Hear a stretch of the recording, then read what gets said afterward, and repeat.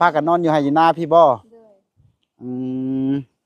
เอาบ่ได้มือเฮือนบ่บ่มีเพื่อนเอาบ่มีเฮือนถ้าว่ามีเงินมีคำกับปลูกเฮือนปลูกซานอยู่พี่เอาไว้ใช้แหละเขาแต่ละปีไว้เทิงเที่ยงมันบ่ฮักบ่เที่ยงเจ้านะโอ้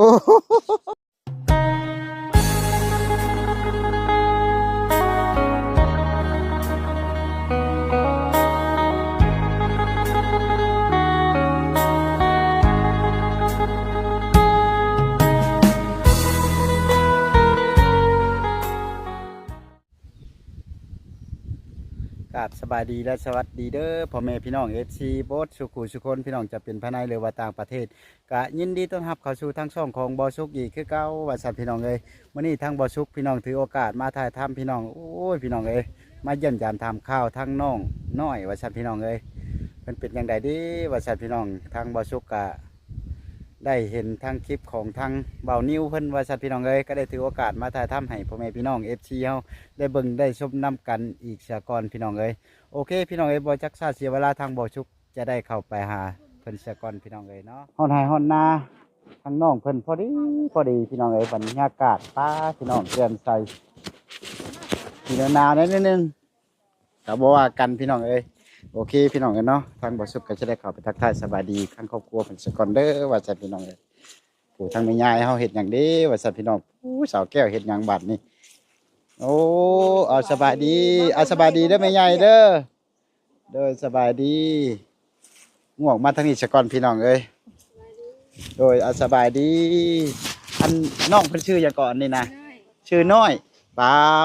ตะกี้ว่าน้อยก็ใหญ่เติบอยู่อันนี้นะพี่น้องเอ้ยทั้งน้องเพิ่นก็ได้พี่น้องเนาะพากันนอนอยู่ไห้อยู่นาพี่บ่โดยอืมเอาบ่ได้มือเฮือนบ่บ่มีเพื่อนเอาบ่มีเฮือน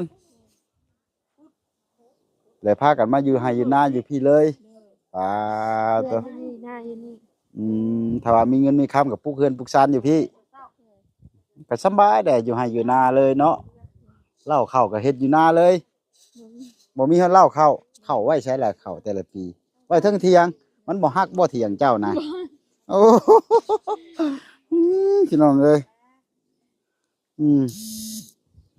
บ่ย่านแท้เที่ยงฮักเนาะคำข่อยย่านเที่ยงฮักเด้เพราะว่าทั้งเข้าทั้งคนนอนจะคนอยู่เที่ยงนี่สาม3คนเลยนี่ไผแน่พ่อแม่เฮาอืมแม่บ่อนว่าอยู่เทิงนี่หาเขียดเก่งนี่ได้ได้เขียดยังน่ะเจ็ดหน้า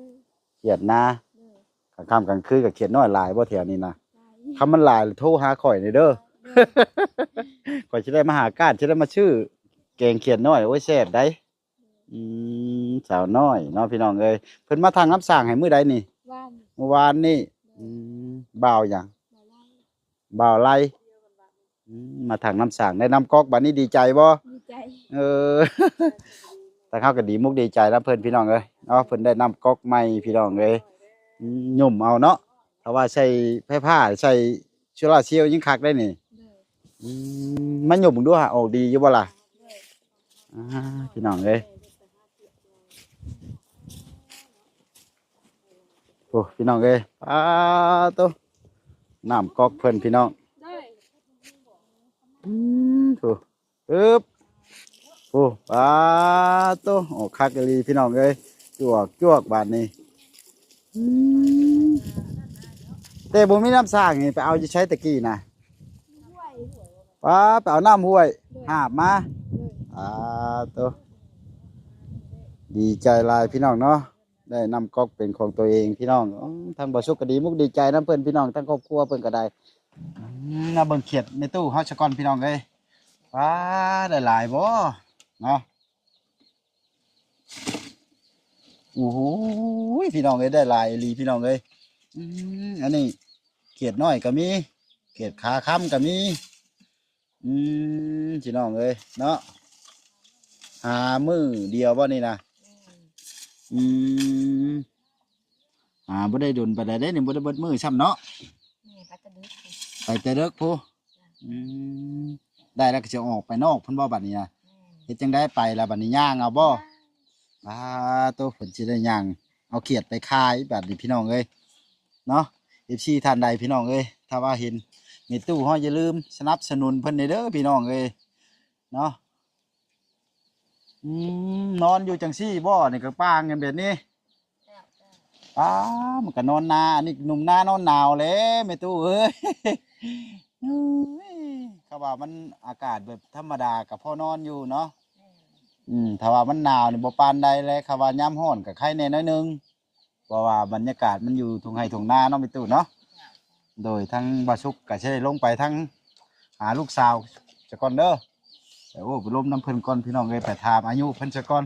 อันแม่ตู้เฮาชื่อจังใดก่อนลืมถามแม่บันโอ้อายุจักปีก็อายุ40ปีลูกจักคนก็ลูกแม่สี่นะยังคนเดียวช่องนะช่องผู้ชายคนหนึ่งยิงหนึ่งชายหนึ่งหญิงหนึ่งเนาะอันนี้ผู้ที่เท่าไรนี่อันนี้ลูกหลาบแม่นโอ้ลูกล่ะ พูดหมู่นี้ เนาะถ้าเขาก็จะได้ไปโอ้ล้มน้ำเพิ่นซะก่อนซะเด้อโดยโอเคพี่น้องเอ้ยอันนี้แหละพี่น้องเอ้ยให้อยู่หน้าว่าซั่นพี่น้องเอ้ย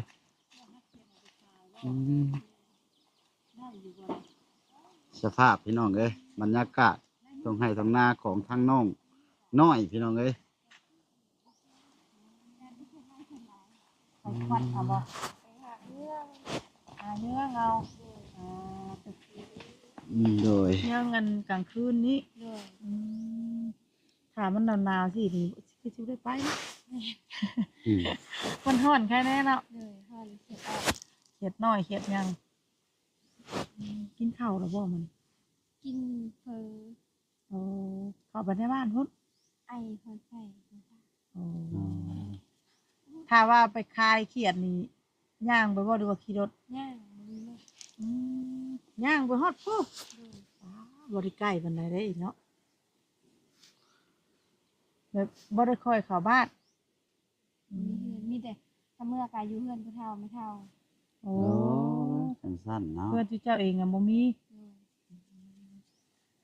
อันนั้นได้ไผอาจจะเห็นเจ้าครั้งแรกนี่นะ เขาเบานิ้วเขาออกมาขายเครียด โอ้เจ้าไปขายเขียดทางพูด เลย พอดีเขาว่านี่เพิ่นซื้อเขียดซอย เลยแม่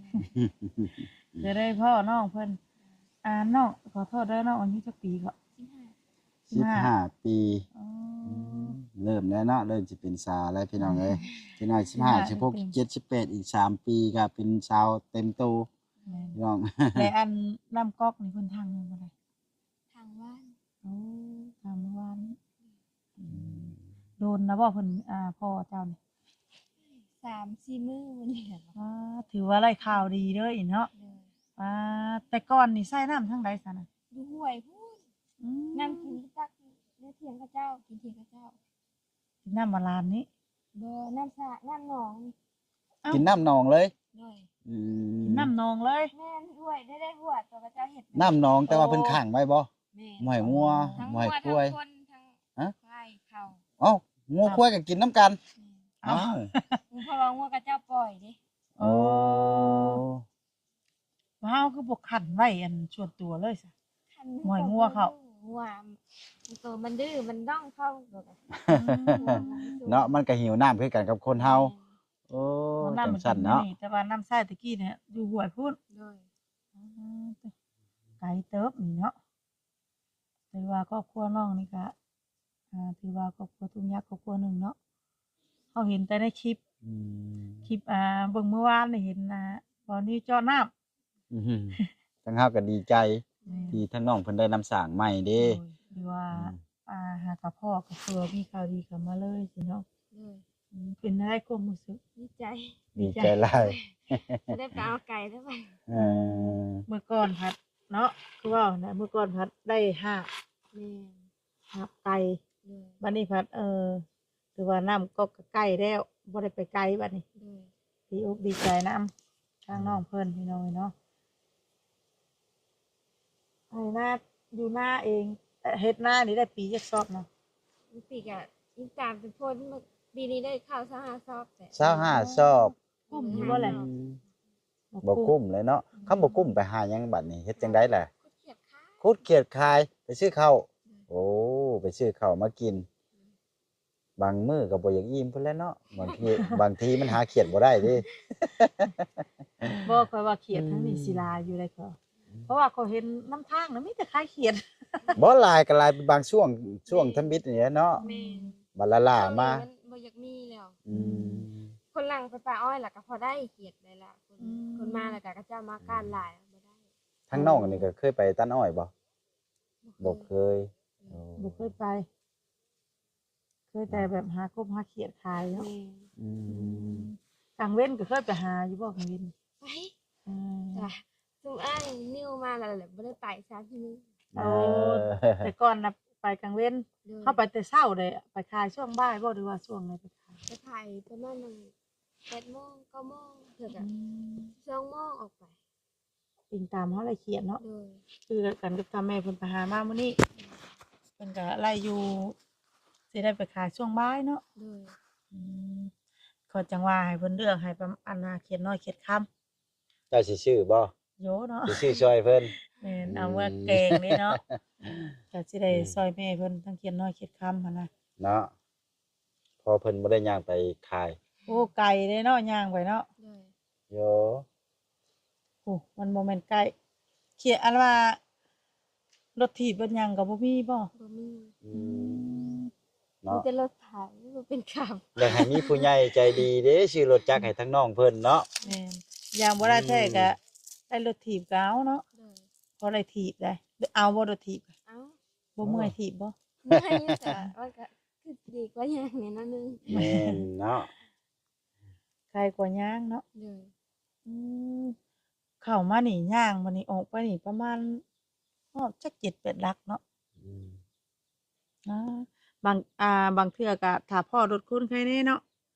ยังว่าเฮาได้ว่าสอน เป็นจังได๋ล่ะคือเห็นไผชิลาเซียวนี่ใช้ไผนี่มันกุ้มอยู่บ่ บอกอันนั้นมันตายแล้วแต่น่ะมีแต่ดนแล้วมันตายแล้ว โอ้ มีแต่อันน้อยๆแหละมันบ่กุ้มตัวน้อย บ่กุ้มเนาะ คิดว่าเคยเห็นจานเห็นหยังเคยคิดว่าเพิ่นเบิ่งโทรทัศน์นำว่ะ อืม มีดนแล้วมันตาย ตายแล้ว มันตายผัดบ่มีเฮาผัดบ่มีเงินสิซื้อมาเติมเนาะ อืม เป็นสมอยสมีอยู่คือว่าอยู่ให้อยู่นาเนาะบ่ย้านบ่นอนกลางค่ำกลางคืนก็ได้ ย่านเวลาเราไปถ่ายไปหยัง โอ้ห้องน้ำก็บ่มีเนาะ เด้อ มันเป็นป่าเด้แถวนี้เนาะ อืมเปรียวแน่ แม่นบัดบุญบัดชินได้จ้ะ เข้าไปนอนเฮือนไม่เท่า โอ้ จังซั่นเนาะ เด้อ ทางอยู่หน้าแพรกพี่เจ้าเนาะ เด้อ แต่ว่ามันอยู่หน้า แม่ ก็คิดว่าจันว่าอยู่หน้าคำใต้มันไกลทางนี้ อืม เออ ก็จักสิแม่นรุ่นเดียวกับน้องปลาเนาะ กับน้องปลาน้องม้อยเนาะ อืม อาจสิรู้จักกันอยู่ แต่ว่าทางน้องเพิ่นนี่มันอยู่หน้า เด้อ เฮาแบบน้ำอยู่ไกลกันแน่เนาะอาจสิบ่ฮู้อืมแต่ว่าก็เอาดีกับยังสิมีเพิ่มเข้ามาอีกอยู่บ่หรือว่าจังได๋ บ่ ก็รอรุ่นกันไปเนาะ บ่ยันว่าแบบว่า สิมีข่าวดีหยังแน่ ยันว่าเพิ่นมีอันข่าวดีเข้ามานำจังซี่นะ จุดหลักจุดเด่นทั้งน้องนี่อยากได้หยังล่ะ จะได้รถจักร อยากได้รถจักร เด้อ โอ้พี่น้องเอ้ยก็ทั้งเฮาทีมงานทุกคนก็รอรุ่นกันไปพี่น้องเอ้ย แม่น ว่าทั้งน้องเพิ่นนี่สิมีผู้ใหญ่ใจบุญบ่แบบนี้นะเนาะ โดย มีแบบใดแน่นะ น้องเพิ่นนี่อยากได้ความสะดวกเนาะ ถ้าเฮามีรถเฮาก็สิไข่แน่เพราะว่าไปไสมาไสก็สะดวกสำบาย เด้อ เพราะว่าเวลาถ้าว่าไปหาเขียดมาสิไปขายมันก็ไข่แน่อันนี้เอามาเพื่อสิย่างฮอดมันตายก่อนเนาะ แม่มันแดด มันฮ้อนเด้ เด้อ ถ้าย่างน้ำยามนี้ยังไข่ในน้อยนึง ตกเดือน4เดือน5เขา มั พัด น โต ยามหนาวเนาะ เด้อ ไข่มดแดงก็ไปต่ออยู่บ่ มันยังบ่ตึงไปแต่ว่าได้เทื่อน้อย อืมไปอยู่บ่เจ้าก็ ไป โอ้บ่ชมสิไปแท้ ไปคบคอนี่ก็หน้าแดงคบคอนี่คอแดงหมดแล้วเนาะ บ้านบ่ได้แถวมือแถว เออ บ่แต่ว่าคันเฮาบ่หาบ่ได้กินเนาะ เด้อแม่ อาศัยแต่แม่แล้วก็เพิ่นก็เฒ่าแก่แล้วจังซี่ เด้ นะ อ ไก่มันกินหยังน่ะ ทางน้องเพิ่นก็เป็นลูกหลานซั่นเด้เนาะ ลูกสาวเดียว ลูกสาวเดียว อ่า บ่ได้ไปทางใดเด้เนาะ อืม มีแต่แบบว่า หาเงินหาคำเลี้ยงพ่อเลี้ยงแม่อยู่เฮือนอยู่ซ่าน อันหญ้าเพิ่นบ่นั่นน่ะพุ่นน่ะหญ้าเจ้าบ่ล่ะเตรียมไว้สิเฮ็ดหยังอันนั้นน่ะ มุ่งอะไรเลยมันหัวยามฝนตกมาแล้วมันหัวบนรถมันเย็นรถ ไปเกี่ยวเอง พอ อืม ไผเป็นบ่เจ้าค่ะ บ่เป็น ยันว่าไผหยา เขา ก็ ว่า เป็น ไผเป็นเลยชวนเพิ่นไผติ โอ้ อยากเป็นน้ำเพิ่น แม่นข่อยก็สิยอมก่อนเนาะ บัดนี้น้ำกินนี่เฮาไปอันแก่เป็นกระพุ้ยมาบ่หรือว่าอ่าอืม หมดแล้วหมดลงเครื่องผักแล้วก็ไปตักมาไว้ เออกินน้ำหนองเลยเนาะ เลย โอ้บ้านเพิ่นน่ะบ่คื กุ้ อ ม บ้าน อยู่บ่น้ำนองนี่ เฮาเด้อพี่น้องเอ้ย อ้าวถ้าว่าสมมุติว่ามันเบิดได้จ้ะ ไปบ้านกระเจ้าพูนถังนี่3หน่วย อืม บ้านกระ ไป เจ้าไปแก้ให้ บดหนองนี่ก็ไปหนองไม้เนาะโอ้จังซั่นได้ แบบคือบ่ขุดน้ำสร้างเอาซะเป็น กะ น้ำสร้าง มันเลิก อืม มันคือ มัน เลิก คุมสามัคคีมันน้อย เจ้าก็ได้อืม อืมคือบ่เอาผ้ากระตาดมาขัง ง่ายใจมันนอนมัน อืมว่าเอาตัวนั้นมาขังนี่ใครอยู่ เลยหาก็ง่ายเมื่อวานนี่ง่ายมันใกล้ ไก่นอนเทิม ง่ายไปเสร็จมันก็ง่ายไปนั่น โอ้มันหนาวเนาะ มันอุ่นน้ำ โอ้มันอุ่นไฟ มันอุ่นน้ำไฟเด้ อืมจังซั่น จะต้องขุดเตาจุเตาเขามันจังสุกไวอืม ใครอยากหาพึ่งก็สำบายแน่มันอยู่ป่า ด้วย บ่ได้เฮ็ดเตาเฮ็ดหยังบ่หรือว่าเฮ็ดทานนะ เตียงนั่งก็ยังบ่มีเนาะโอ้ นี่ เตียงก็ เพิ่นเอาไม้บิ๊กเฮ็ดเอา ด้วย อืม งาเพิ่นแถวนี้มันใกล้ปลาบิ๊กเลย เนาะ นี่ละเอาปลาไปยังเลี้ยงหมูปลาหม้อ เลี้ยง3ตัว นี่หมูน้อยเลี้ยงชื่อเขาบ่ เอากระเจ้ามาเลี้ยงเอาของกระเจ้ามาเลี้ยง โอ้ เลี้ยงแล้วก็มันแผ่หยังแล้วก็ปันดุกัน นี่ โอ้ แม่มันก็ส่งกระเจ้าเอาลูกมัน อืม เลี้ยงแต่โดนบ่ ด้วยโดนเ เลี้ย ปั ง น จ กัน น จะ ว่า เทื่อแล้วนี่ ทื่อเดียวเลย เลี้ยงจนว่าได้ลูกมัน ด้วย ว่าเลยเนาะเพราะว่าถ้าว่าเขาสิซื้อมาหมูมันก็แพงไหนกูมันนี่นะเนาะซื้อบ่ไหว้ นี่ ตัวน้อยๆนี่ก็ซ้ำมาน้อยนี่ก็ตัวละพันอ๋ออ่ะโอเคสาพี่น้องเนาะกะสิโอลมกับน้องเพิ่นก็สิประมาณนี่แหละเพราะว่าจังน้อยน้องเพิ่นว่าสิไปหากินข้าวกินน้ำตอนเที่ยงเฮ็ดอยู่เฮ็ดกินให้แม่แล้วเนาะเรามาแต่หาเขียดเมื่อไงจังว่าท่านได้กินข้าวใช่มั้ยจัง ไปสิพาให้น้องเพิ่นได้แกงเขียดให้ชูเฮากิน เอา เออ เห็นบ่โดยโดย โอ โอ เค เค สนอโดยสบายดีเด้อ โดยอาสบายดีละ FC บัญชุกุทุกคนพี่น้องเอ้ยเนาะโดยพี่น้องเอ้ยทางบ่ชุกก็ได้ถ่ายทำทางน้องน้อยก็เป็นที่เรียบร้อยแล้วว่าซะพี่น้องเอ้ยเนาะก่อนอื่นพี่น้องเนาะฝาก FC ฝากกดไลค์กดแชร์ทางบ่ชุกเป็นกำลังใจสร้างคลิปต่อๆไปเด้อว่าซะพี่น้องเอ้ยเนาะปีใหม่ปีนี้ขอให้พ่อแม่พี่น้องเฮาจงอยู่ดีมีแรงสุขภาพเข้มแข็งหาเงินหาคำให้ร่ำให้รวยโบดสุขุสุคนพี่น้องเอ้ยสำหรับคลิปนี้ขอกล่าวคำว่าสบายดี